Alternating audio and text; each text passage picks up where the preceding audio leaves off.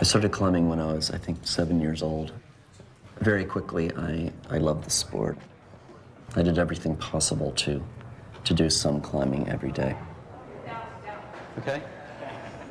That's good. I sometimes think if the accident never occurred, what would have happened to my life? Where would I have gone? In 1982, Hugh Hare and a friend set out to climb Mount Washington in New Hampshire. When they started the hike, it was lightly snowing, but the shower turned into a storm. The boys got disoriented and wandered through the storm for 3 days and nights. Hugh fell 3 times through the fragile ice into a river. Exposed to the elements, they grew sick and weak. Suffering from frostbite, they started to lose sensation in their limbs. Hugh was near death.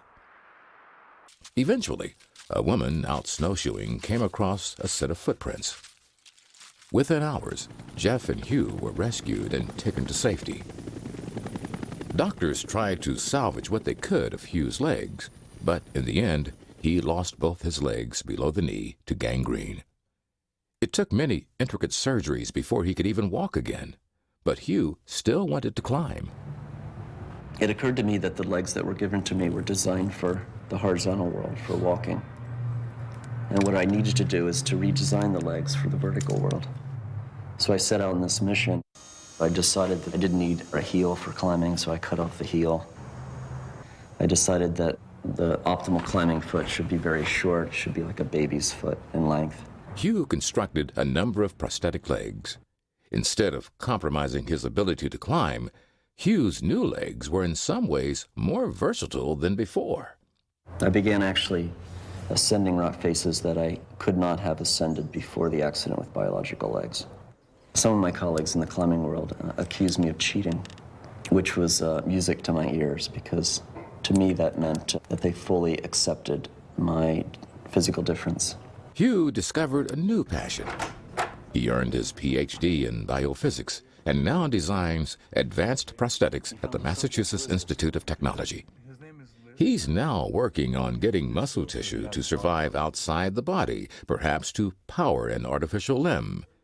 He's developing ways to allow the brain to manipulate a prosthesis. He's even looking to the animal world for design ideas. The problem of developing an artificial leg is very difficult.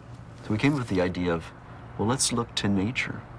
One could use the muscle activity at the hip to control the energetics of the ankle. And this is the example of the camel. A camel's leg is thin, with the bulk of its muscle on its hip, much like an amputee. So instead of putting a motor at the ankle, the idea in my head is to build an above-knee prosthesis where the energetics of the hip muscles can be harnessed to power the ankle. That can be done by a series of springs that not only span a single joint, but span multiple joints, the knee and the ankle.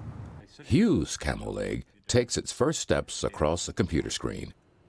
The implications of Hugh's ideas are astounding. If his ideas are implemented successfully, they could represent a revolution in the field of prosthetics.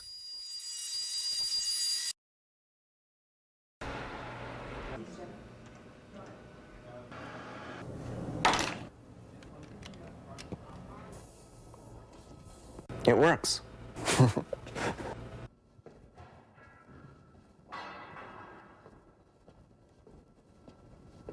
We're at the brink of a new age. I could imagine in the coming years a prosthesis that will enable an amputee to run faster than is possible with a biological leg. I could imagine that people with biological legs will choose to get their legs amputated so they can achieve the same performance advantage. I can imagine that.